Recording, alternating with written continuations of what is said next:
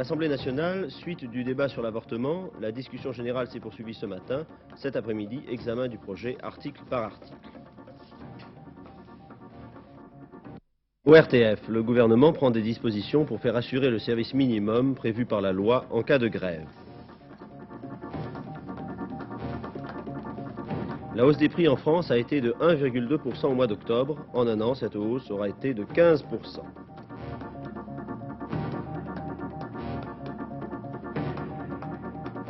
Automobile, l'État engagerait 500 millions de francs dans le rapprochement Citroën-Peugeot.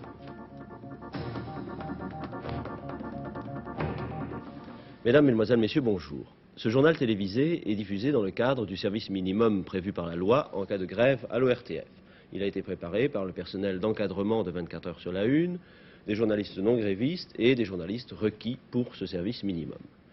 À la suite de la grève déclenchée sans préavis lundi soir par l'intersyndicale des journalistes de l'ORTF, nous n'avons pas pu vous présenter, mardi et mercredi, nous n'avons pu vous présenter que de brefs résumés de nouvelles sans documents filmés. Les personnels en grève ayant décidé de ne pas assurer le service minimum et d'occuper les lieux de diffusion des journaux télévisés.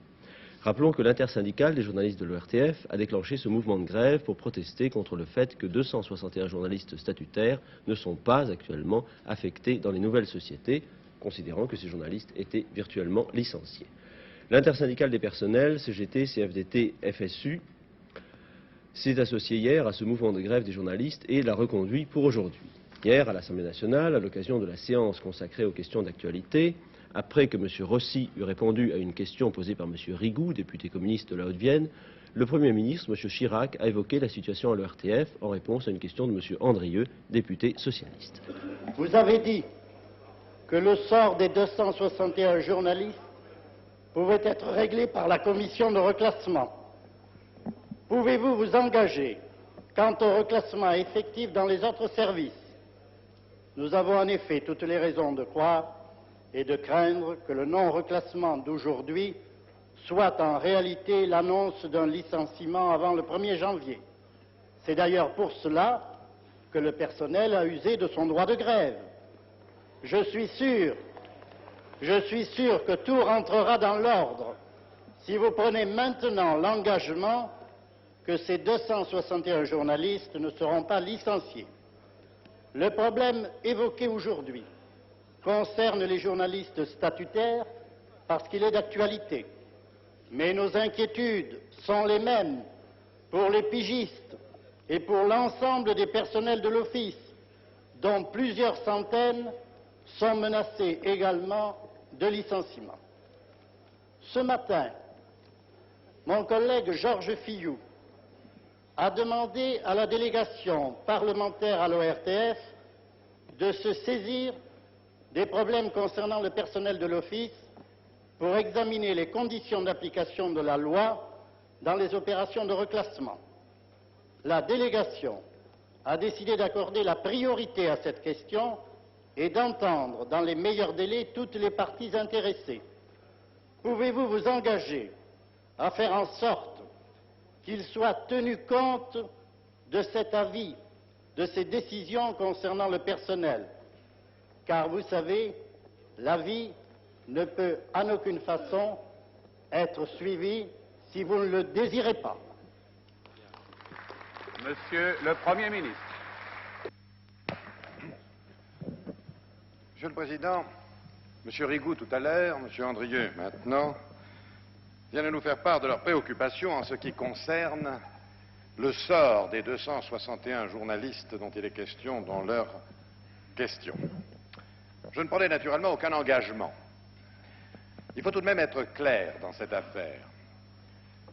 Les organismes de télévision n'ont pas pour vocation essentielle de rémunérer sur leur budget, alimenté par la taxe qui est payée par l'ensemble des téléspectateurs, des personnels en surnombre. Ils ont pour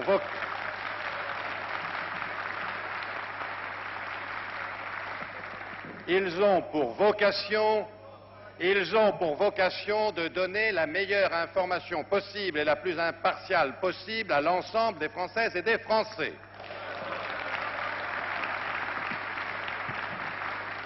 si l'ORTF, dans le passé, a recruté un nombre trop important de journalistes, il faudra en tirer inéluctablement les conclusions au niveau des organismes de gestion.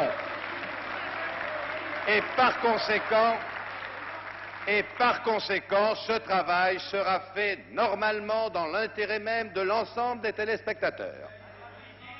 L'autre problème est celui des conditions dans lesquelles, le cas échéant, certains de ces journalistes perdraient leur emploi. Et nous sommes naturellement tout prêts à les examiner. Et à les examiner de la façon la plus bienveillante. Le secrétaire d'État, tout à l'heure, a répondu excellemment à l'ensemble de la question posée. Inutile de dire que je ne reviendrai pas sur ce qu'il a dit. Mais si nous sommes tout prêts à examiner de façon très concrète l'ensemble des problèmes posés par ces pertes d'emploi, je ne suis par contre absolument pas disposé à accepter que le programme minimum qui est légal et qui est dû à l'ensemble de la population française soit saboté comme il l'est actuellement. Je ne serai pas non plus...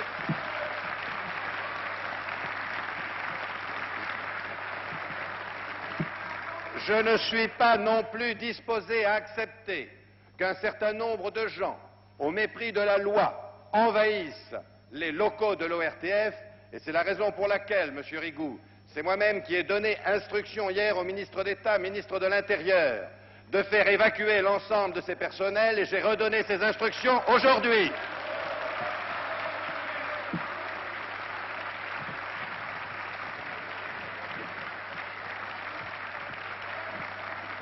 Et je dirais, Monsieur Rigaud, que ceux qui n'ont comme ambition fondamentale que de créer le désordre en seront pour leurs frais.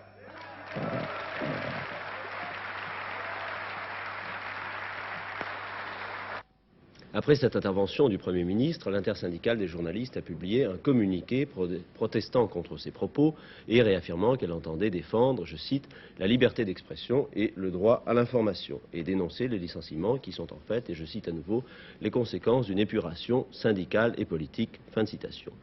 Comme M. Chirac l'avait annoncé à l'Assemblée nationale, pour faire respecter la diffusion du programme minimum prévu par la loi pour les journaux télévisés, le gouvernement a pris dès hier soir un certain nombre de dispositions. C'est ainsi qu'à la fin des émissions, des forces de police ont pris position rue Cognac-G devant l'entrée de l'ORTF. Ce matin, seuls pouvaient accéder aux locaux de la télévision les personnels journalistes et techniciens chargés d'assurer le service minimum, ainsi que les personnels d'encadrement. L'intersyndicale des journalistes a fait annoncer en fin de matinée que les journalistes en grève étaient prêts à assurer le service minimum dans la mesure où les forces de police seraient retirées des abords du centre Cognac-G. Mais à l'heure actuelle, aucun changement n'est intervenu dans le dispositif mis en place à l'extérieur des locaux de l'Office.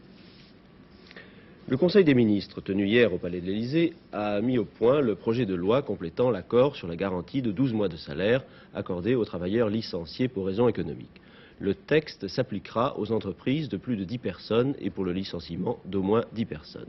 M. Giscard d'Estaing a demandé, d'autre part, la mise à l'étude de procédures permettant d'éviter que les jeunes à la recherche d'un emploi soient victimes d'une discrimination en raison de leur âge. D'autre part, un comité chargé d'étudier les possibilités de soutenir les entreprises en difficulté a été créé. Enfin, le Conseil des ministres a voté un projet majorant de 2,5% les rémunérations des personnels de l'État. Au total, l'augmentation de ces traitements en une année a été de 15%. Le porte-parole du gouvernement a donné des précisions sur les nouvelles garanties données aux travailleurs. Le ministre du Travail a présenté un projet de loi qui apporte un certain nombre de garanties. Vous connaissez l'accord du 14 octobre qui prévoit 12 mois d'indemnisation pour toutes les personnes privées d'emploi par licenciement collectif pour cause économique. Alors, il s'agissait ce matin de prendre un certain nombre de garanties, en particulier pour éviter des licenciements collectifs abusifs.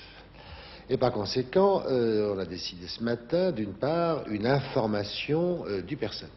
Deuxièmement, une consultation des représentants du personnel dans l'entreprise. Par ailleurs, l'obligation pour l'employeur de prendre des mesures pour le reclassement. La décision de licenciement sera désormais prise par le directeur départemental de la main-d'œuvre après une enquête, et une enquête qui dure 30 jours, et pendant cet ensemble de délais, c'est-à-dire à la fois la consultation du personnel, son information et l'enquête administrative, le licenciement n'est pas possible.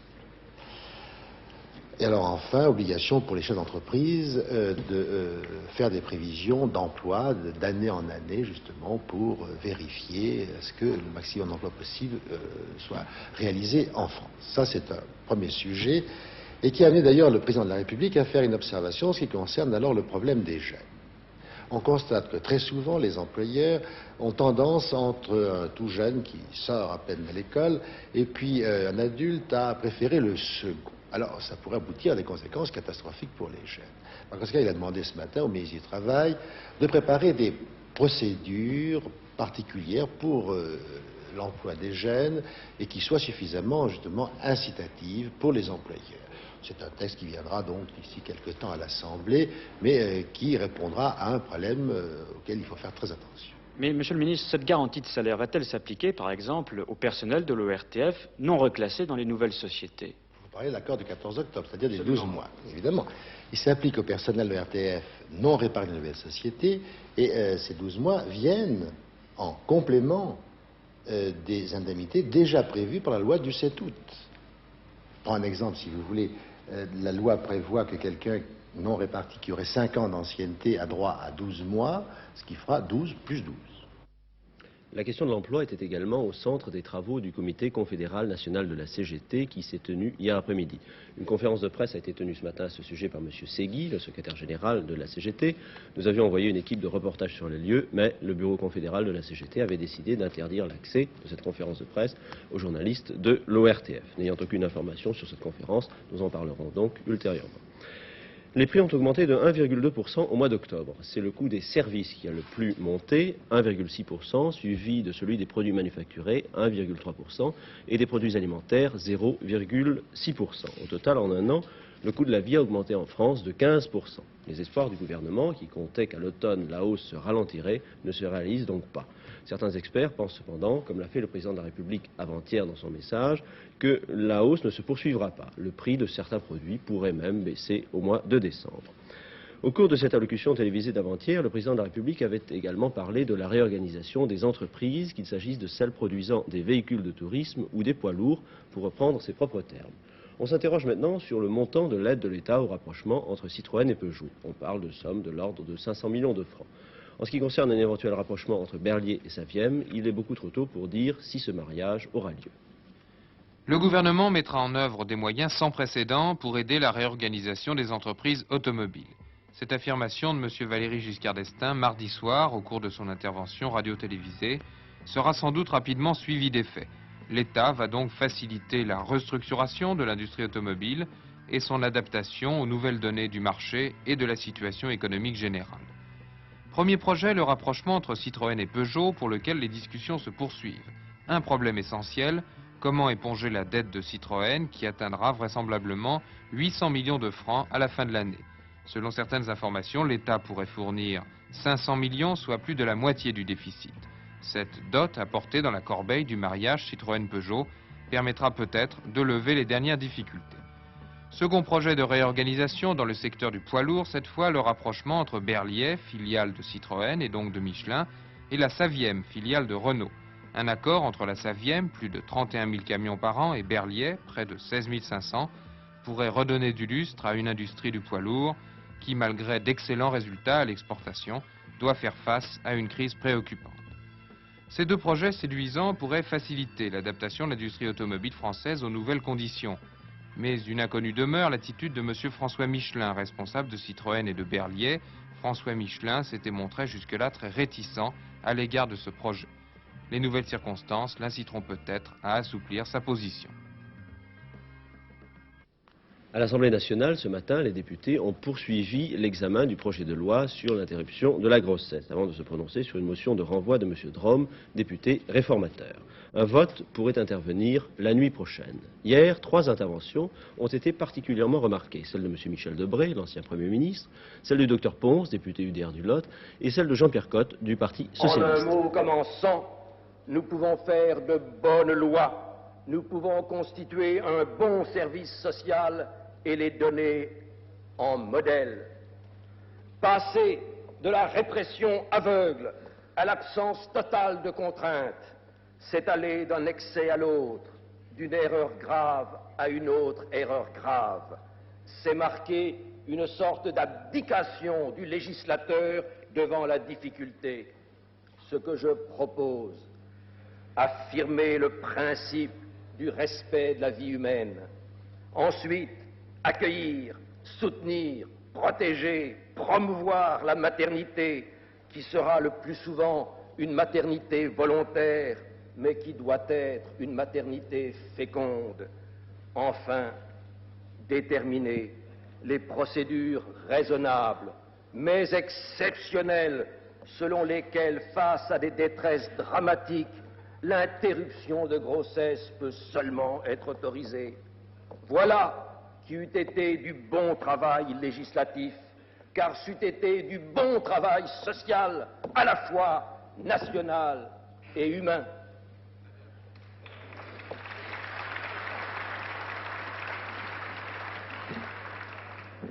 J'ai parlé, mes chers collègues, avec mesure, eu égard aux convictions de chacun, eu égard à la personne du Président de la République, eu égard à vous-même, Madame le Ministre.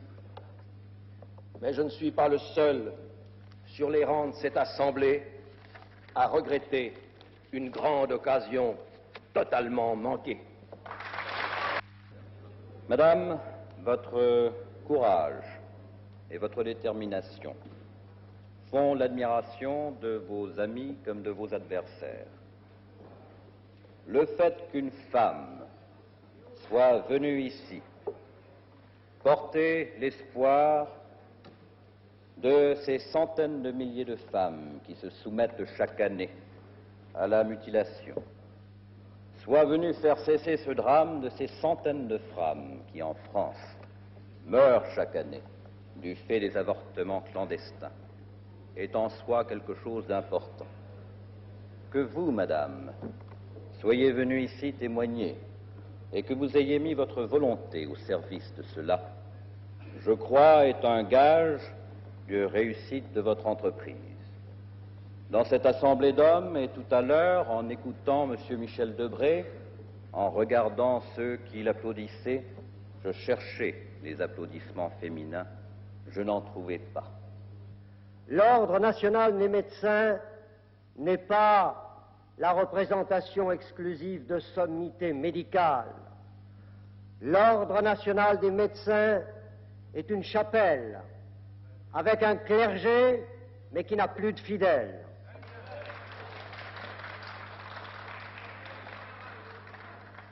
Je ne voudrais pas prolonger le débat, mais je crois que ces choses-là devaient être dites. Je voudrais maintenant sortir. Monsieur Hamel, je vous écoute toujours avec la plus grande attention et avec beaucoup de respect. Et ce que je le dis sans passion, mais je le dis avec ma conscience. Je voudrais maintenant, mes chers collègues, que nous sortions de cet hémicycle.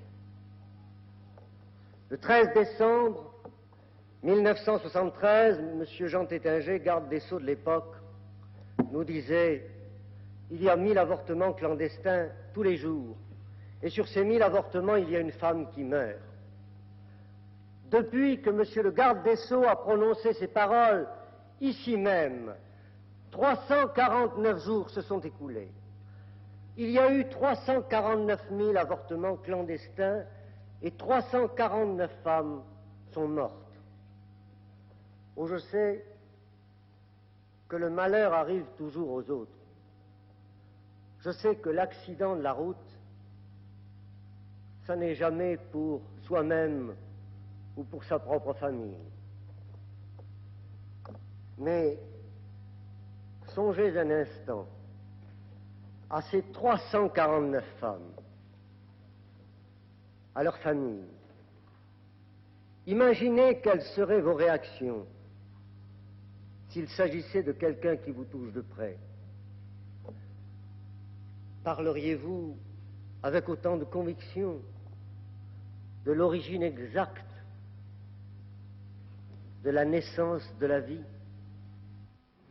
Les informations de l'étranger maintenant. Abou Ayad, le numéro 2 de l'OLP, l'Organisation de libération de la Palestine, a accusé certains pays arabes d'être responsables du détournement d'un avion britannique et de l'assassinat à Tunis d'un passager ouest-allemand de cet avion. Ces pays ne seraient cependant ni la Libye ni l'Irak. M. Ayad a précisé que l'OLP est contre les détournements d'avions et contre le meurtre de civils juifs.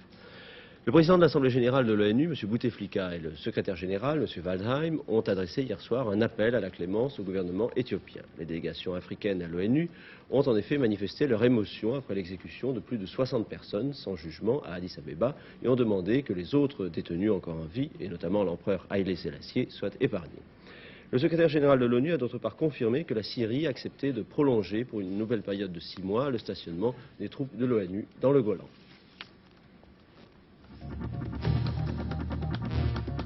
New York. Par 58 voix contre 56, l'Assemblée générale des Nations unies a demandé l'ouverture de négociations entre gouvernementaux et Khmers rouges au Cambodge. Le régime Lon Nol évite ainsi de justesse le désaveu de l'organisme mondial qui a rejeté l'éviction pure et simple de la délégation gouvernementale au profit d'un représentant du prince Sihanouk. Pendant ce temps, au Cambodge, de violents combats se déroulent dans la région de Naklung, à 60 km au sud-est de Phnom Penh. Londres. 2 nouvelles bombes ont explosé hier soir dans le quartier de Chelsea. Les engins avaient été déposés dans des boîtes aux lettres. Ces explosions ont fait 6 blessés, dont 2 policiers. 1 heure plus tard, une 3e bombe était découverte sur le trottoir face à l'immeuble de l'agence de presse américaine Associated Press. Une partie de la population britannique réclame aujourd'hui le rétablissement de la peine de mort pour les poseurs de bombes. Bonn. Le chancelier Schmitt est décidé à poursuivre le dialogue avec le président Giscard d'Estaing. C'est ce qu'a déclaré hier soir le porte-parole du gouvernement fédéral allemand, M. Boiling. Cette déclaration fait suite à l'article publié dans le Herald Tribune, affirmant que le chancelier était déçu de la coopération avec le président français. M. Boiling a souligné que de telles spéculations sont dénuées de tout fondement. Hambourg. Un responsable militaire de l'OLP a déclaré que l'organisation de Yasser Arafat est prête à reconnaître l'État d'Israël dans les frontières de 1947. L'OLP souhaiterait la création d'un État arabe tel qu'il est prévu par la résolution de l'ONU du 29 novembre 1947 et Israël ne serait reconnu par un État palestinien que si cette résolution était appliquée. Terminons par une nouvelle sportive. Première défaite des Springboks hier à Angoulême, une défaite très inattendue. Certes, les Sud-Africains ne présentaient pas leur meilleure équipe, mais toujours est-il que la sélection régionale s'est surpassée en prenant les Springboks à leur propre jeu. Engagement physique total, courage exemplaire et les Sud-Africains n'ont jamais eu de répit pendant 80 minutes. Score 7-4 pour les Français, un essai de chaque côté. Cette sélection française a montré l'exemple. Cet exemple sera-t-il suivi par le 15 tricolore qui rencontrera les Springboks samedi prochain à Paris à l'occasion du 2e test match? Eh bien, on se le demande. Réponse dimanche. Merci de votre attention. Passez une bonne après-midi. Prochaine information dans le cadre du service minimum à 20h.